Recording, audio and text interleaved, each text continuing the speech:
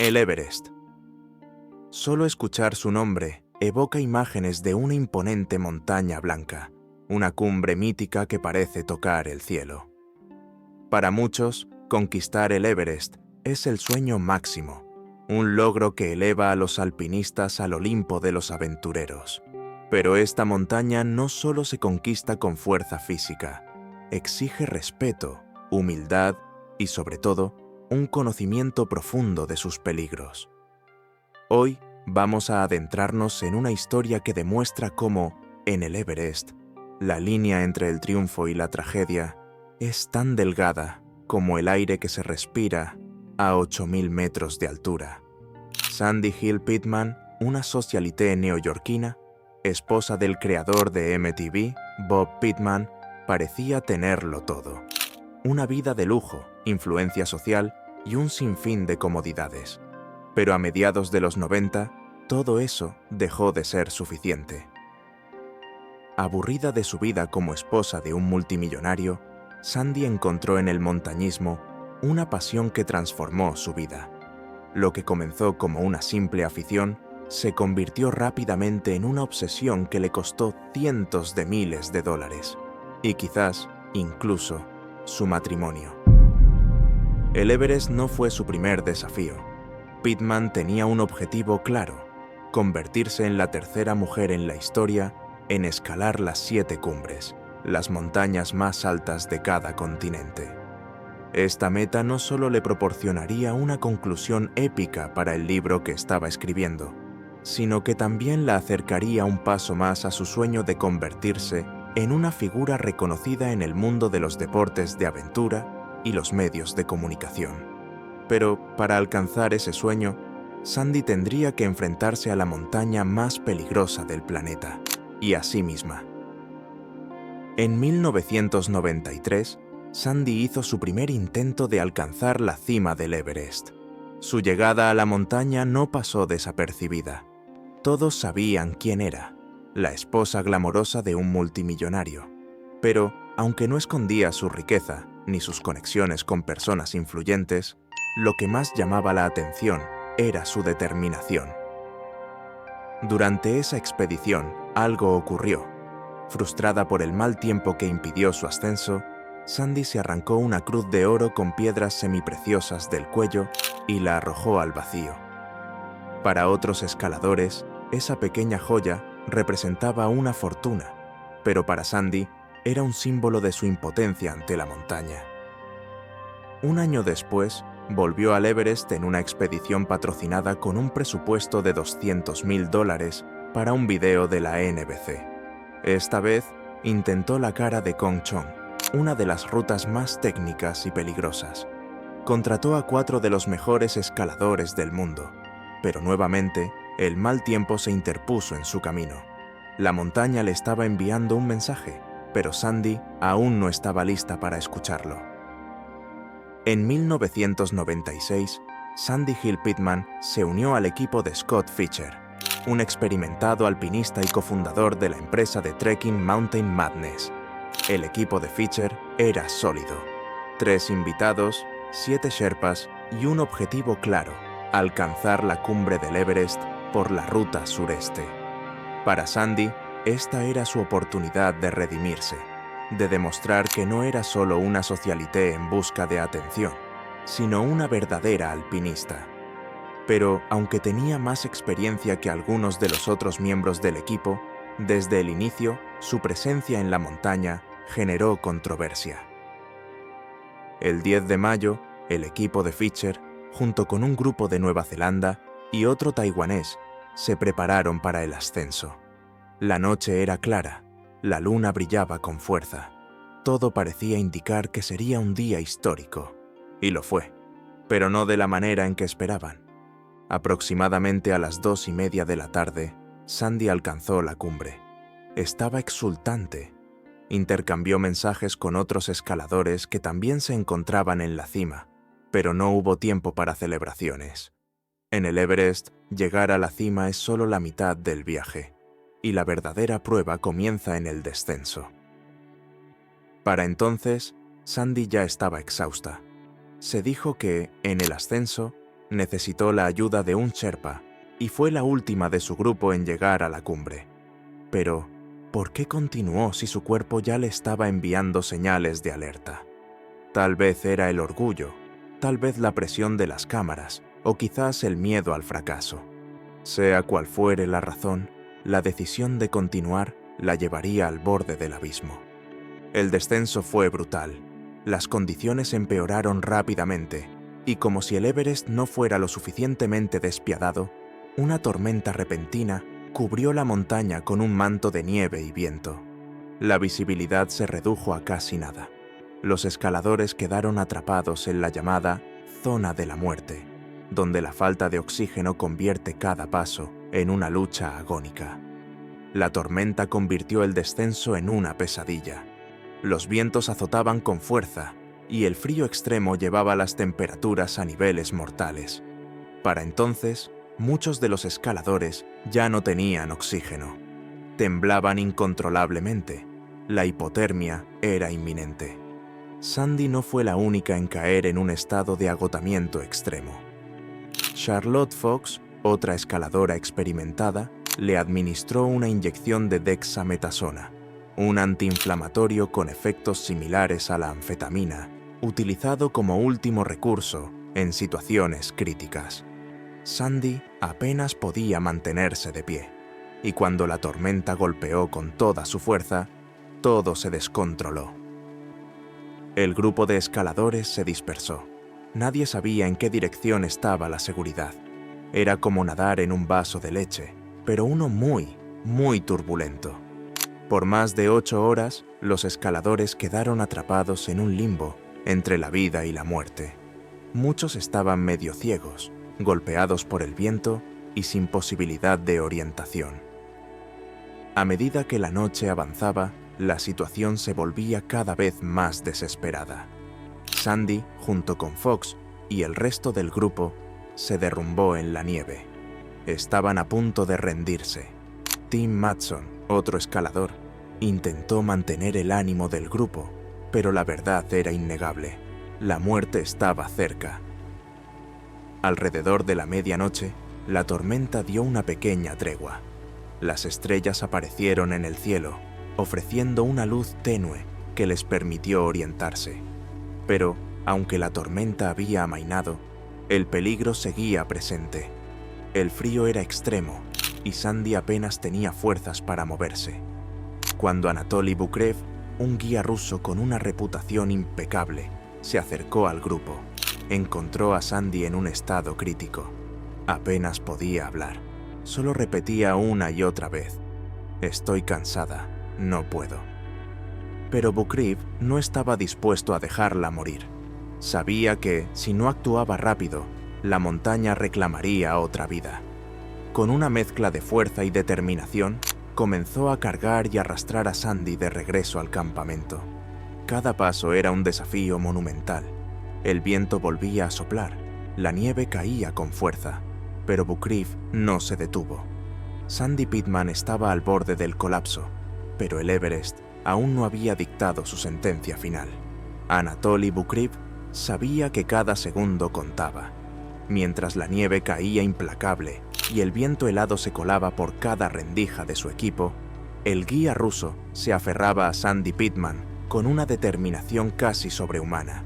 La arrastraba, la empujaba, la sostenía. Cualquier cosa para mantenerla en movimiento. Porque en el Everest, quedarse quieto significa morir. El campamento 4, en la Col de South, a 8.000 metros de altura, era su único refugio. Bukrev había logrado llevar a Charlotte Fox al campamento momentos antes, pero regresar a buscar a Sandy y a Tim Matson era jugarse la vida.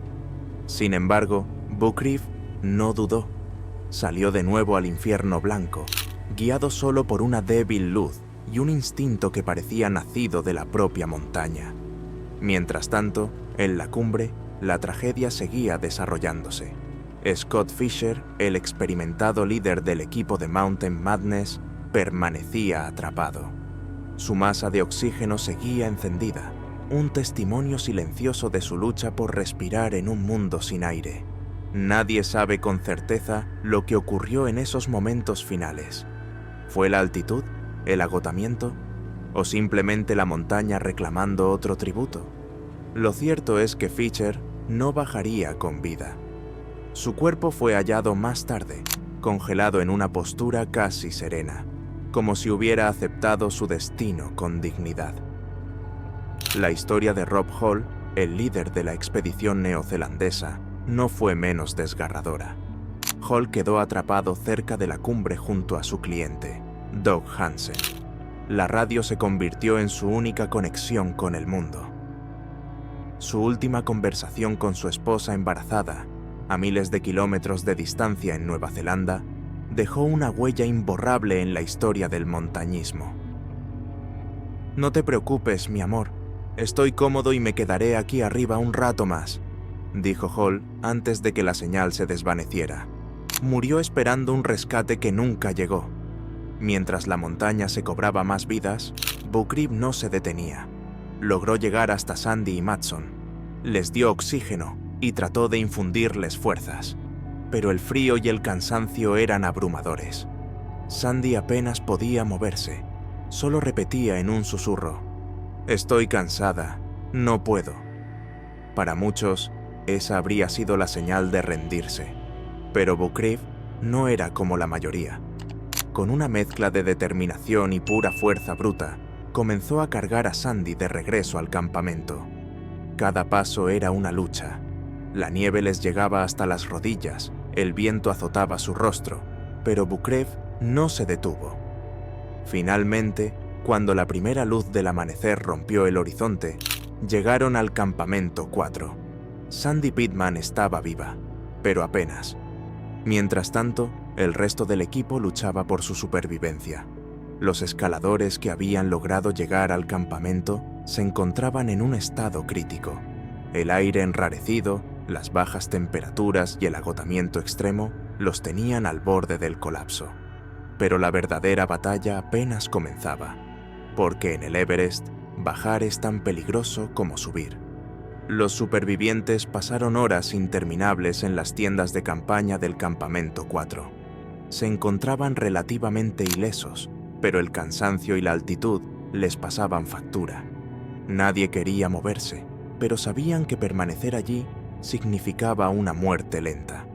Así que, con las pocas fuerzas que les quedaban, comenzaron el descenso.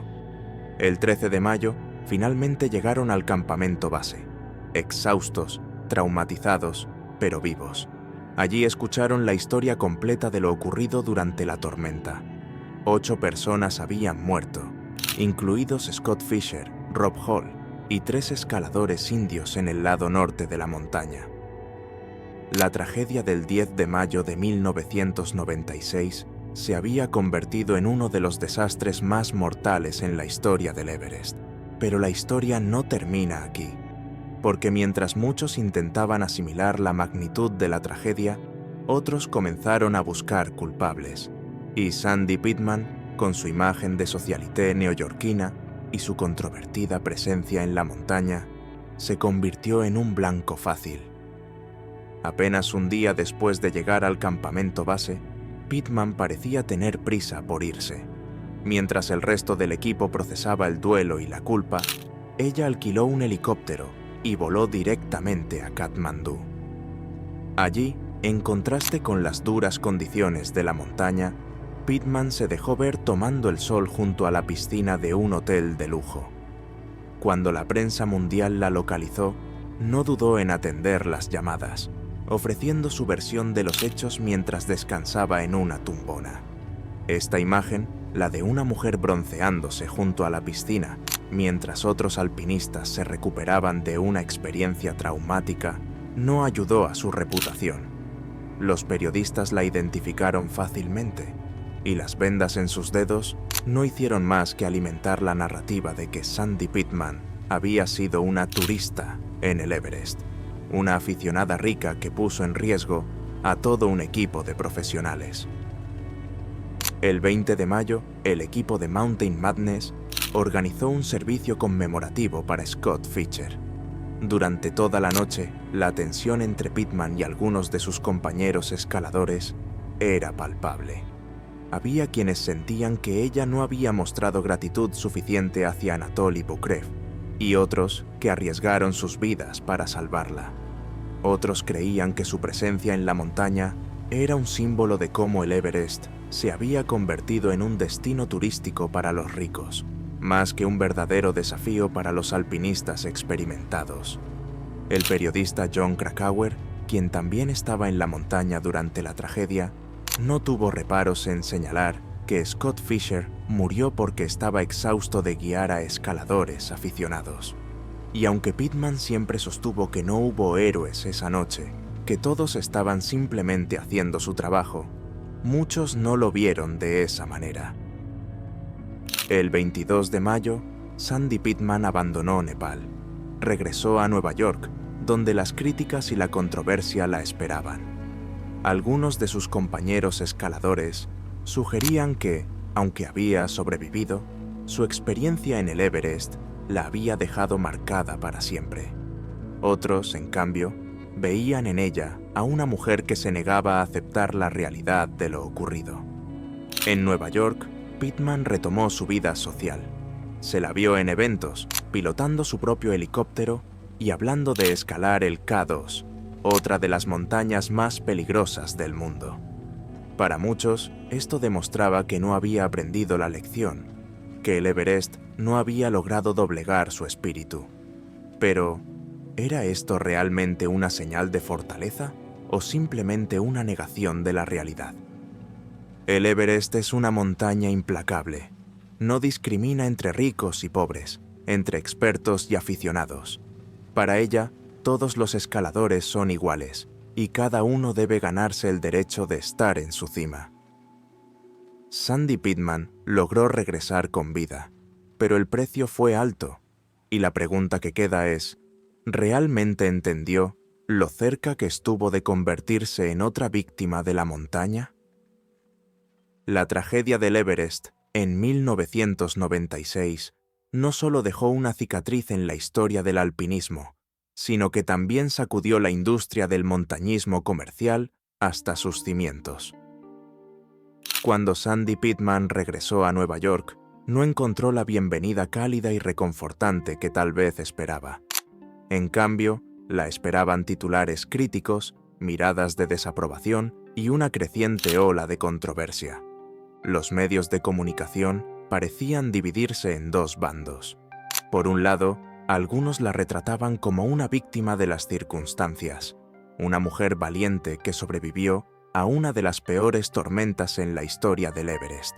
Pero por otro lado, muchos la veían como el símbolo de todo lo que estaba mal con el montañismo moderno, una socialité adinerada que trató la montaña más alta del mundo como si fuera otro destino turístico de lujo.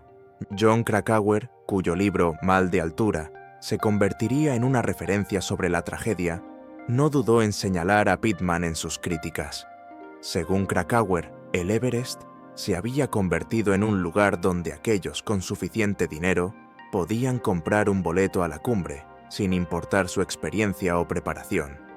Y aunque Sandy tenía más experiencia en la montaña que muchos otros, su actitud y comportamiento durante y después de la expedición hicieron que muchos la percibieran como una turista del Everest. Pero mientras los medios devoraban la historia, Pittman mantenía su postura. En entrevistas, insistía en que había hecho todo lo posible por contribuir al equipo, que había seguido las instrucciones de sus guías y que al final había sido una superviviente más. Sin embargo, su decisión de alquilar un helicóptero para escapar rápidamente de Nepal y sus fotos tomando el sol junto a la piscina del hotel no ayudaron a cambiar la narrativa. En la escena del montañismo, la tragedia de 1996 llevó a muchas preguntas incómodas. ¿Era seguro permitir que escaladores sin la experiencia necesaria intentaran cumbres tan peligrosas? ¿Estaban las compañías de guías priorizando las ganancias sobre la seguridad? Y, tal vez lo más importante, ¿se había convertido el Everest en un negocio más que en una aventura? A raíz del desastre, muchas agencias de trekking comenzaron a reevaluar sus políticas. Se introdujeron requisitos más estrictos para los escaladores, como experiencia previa en montañas de gran altitud y entrenamiento en técnicas de montañismo. Además, se empezaron a establecer límites en el número de permisos otorgados para cada temporada, aunque estos límites no siempre se han respetado. Sandy Pittman, mientras tanto, intentó volver a su vida en Nueva York, aunque continuó participando en eventos sociales y hablando sobre su experiencia. Su reputación en la comunidad del alpinismo nunca se recuperó por completo. Algunos escaladores la veían como una advertencia de lo que podría salir mal cuando alguien subestima la montaña. Otros, en cambio, la consideraban una mujer fuerte que había sobrevivido a una experiencia aterradora. Con el tiempo, la narrativa en torno a Sandy se suavizó. Los años pasaron y nuevas tragedias en el Everest ocuparon los titulares. Pero la temporada de 1996 sigue siendo un punto de referencia en la historia del montañismo. Un recordatorio de que, aunque la tecnología y el dinero pueden llevarte hasta cierto punto, en el Everest siempre es la montaña la que tiene la última palabra. En las décadas siguientes, el Everest continuó atrayendo a miles de escaladores cada año. Las colas de personas esperando en la ruta a la cumbre se volvieron comunes, y las fotos de atascos en la montaña se hicieron virales en las redes sociales. A medida que la popularidad del montañismo crecía, también lo hacían las preocupaciones sobre la seguridad y el respeto por la montaña. Porque al final, el Everest no es solo una atracción turística, es un entorno peligroso, donde cada decisión cuenta y donde el margen de error es casi inexistente. El legado de la tragedia de 1996 no solo radica en las vidas perdidas, sino también en las lecciones aprendidas. Escaladores y guías de todo el mundo entendieron que la montaña no perdona la imprudencia, y aunque Sandy Pittman pudo regresar a casa, muchos otros no tuvieron esa oportunidad. Hoy, al mirar hacia atrás, es imposible no preguntarse, ¿podría haberse evitado la tragedia? ¿Qué hubiera pasado si las decisiones tomadas en esos momentos críticos hubieran sido diferentes? Pero tal vez la pregunta más importante es, ¿qué hemos aprendido desde entonces? Porque en el Everest, cada temporada trae nuevos desafíos. Nuevos escaladores se enfrentan a sus miedos, persiguen sus sueños y, en algunos casos, pagan el precio más alto. Y aunque la tecnología ha avanzado, aunque las comunicaciones han mejorado, y aunque las rutas están más marcadas que nunca, la montaña sigue siendo tan implacable como siempre. Sandy Pittman ya no es el centro de la controversia, pero su historia persiste. Es un recordatorio de que la cima del mundo no es un lugar para subestimar, y que incluso aquellos que parecen tenerlo todo pueden encontrarse al borde del abismo cuando se enfrentan a la fuerza indomable de la naturaleza. Y ahora la pregunta queda en el aire. ¿Qué harías tú si estuvieras allí, en medio de la tormenta, con el viento helado cortando tu piel y la montaña susurrando que te detengas? ¿Seguirías adelante o escucharías su advertencia? Si te gustó este relato y quieres conocer más historias de supervivencia, tragedia y la eterna lucha del ser humano contra las fuerzas de la naturaleza, no olvides suscribirte a Abismo Mortal. Cada historia es una ventana a lo desconocido, y en cada una de ellas, la montaña siempre tiene la última palabra.